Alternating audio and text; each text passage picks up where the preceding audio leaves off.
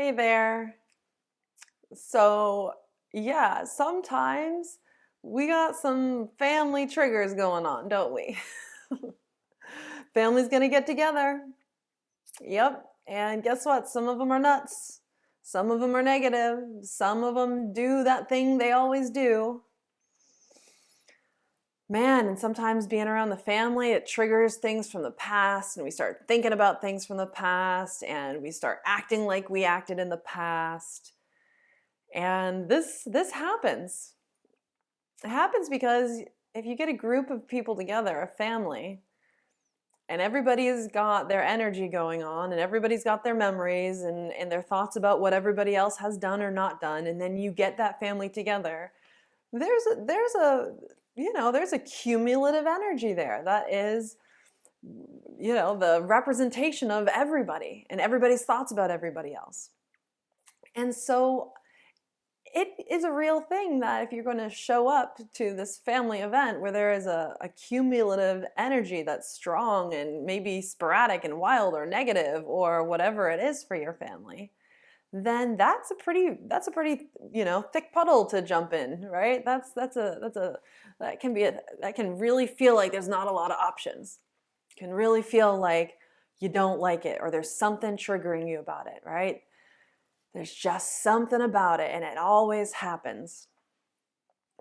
And man, wouldn't it just be better if this person acted like this? Or wouldn't it just be better if this person wasn't like this? Or wouldn't it just be better if, this person didn't complain or this, da da da da da da da da.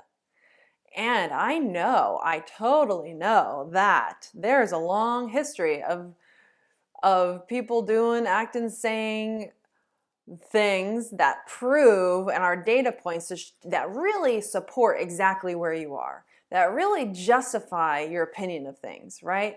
This happened every year for 20 years. This happened all the time when we were kids, and then it still happens. And because of all of this, man, I get triggered. It's all true. But again, the law of attraction is the same message over and over and over again, right? The truth doesn't hold a lot. The truth does not have a path forward. The truth is only a path backwards. The truth is only going to get us more of what we're trying to escape from. Literally, the more we talk about everything, the more we are making it impossible to go forward. You cannot use an old story to go forward. You can only use a new story to go forward. But this is good practice. These family get-togethers, this is good practice. Now hear me out on this. Hear me out on this. With law of attraction, the entire essence is practicing how we want to feel so that how we feel is stronger than the energies around us. So as we walk through the world and around people with strong energy, we suck them into our energy. And then they act according to our energy. But if we go into the world with a weak energy, an energy that is good when it's good and not good when it's not good, and we enter into the family cumulative energy field, then it will suck us right in. And so that's when there can be so many conversations about if these people just were different or if this didn't happen. But what we're really saying there is my well-being, my enjoying myself is conditional on everybody around me playing a certain part. But as long as we allow our energy to be conditional on other things, we never have our energy in our possession. We never can use it. We never can build it. If we are accepting that our energy will reflect what's around us, then either A, we can only go places that are positive, or B, we will be in a bad mood when we show up somewhere negative. And that's how most of the world is living their life. But if you're here with me, wanting to get good at law of attraction, which I think you are, then we got some great practice going on. We've got an opportunity to realize that we get to practice. We get to practice building up our good vibes and going into that crazy energy field, right? Going into a group where the energy is strong. You don't need to, have this, whatever is coming up in your life, be a home run. Like, you can give yourself time to practice this.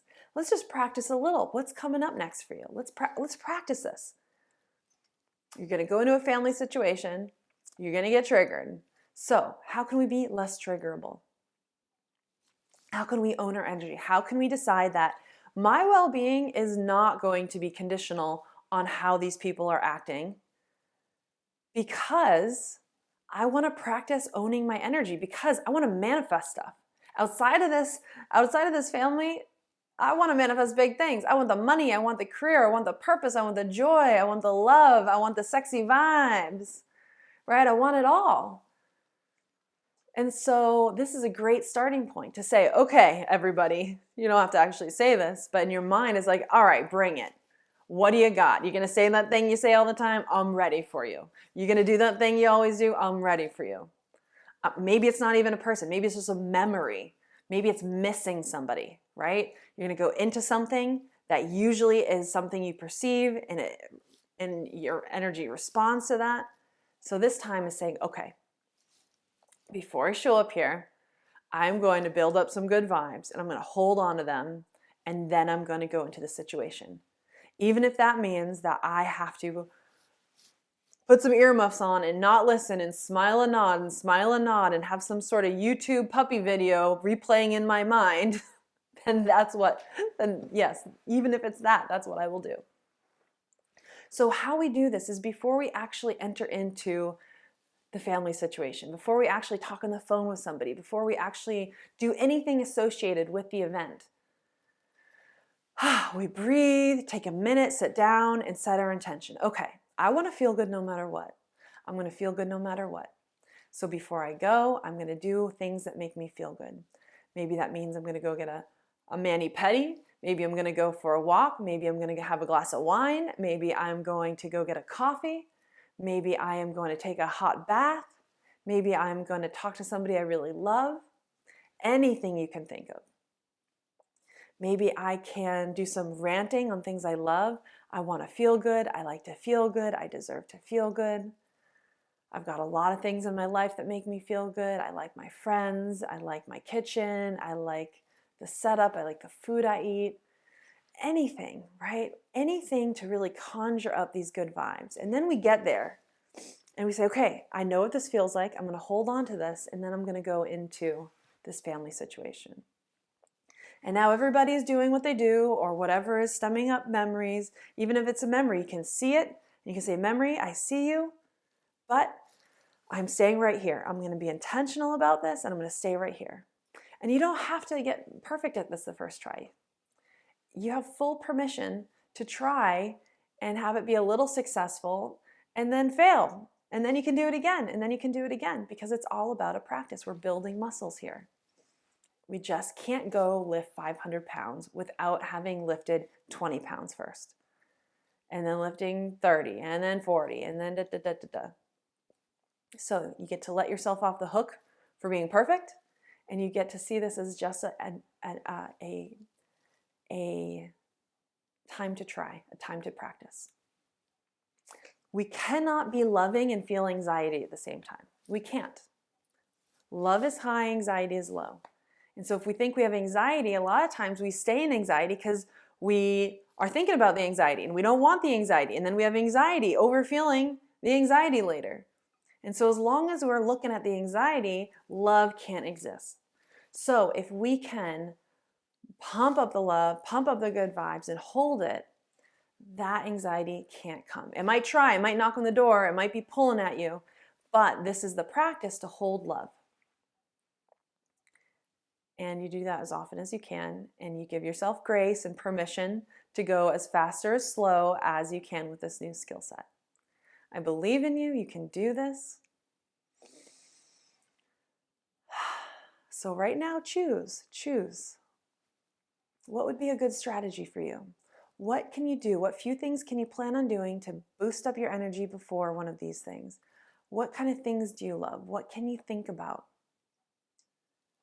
How can you orient yourself to love? And then can you practice this a little bit? Practice it, right? Maybe, try it, get your energy up, and then call somebody who usually annoys you. Call them up and see how they're doing with the intention of holding that positivity and getting off the phone and going, whew, I did it. Wow, I talked to them and I'm still feeling good. Do that a few times, and then you're ready to go into that family situation and practice holding your love. You got this.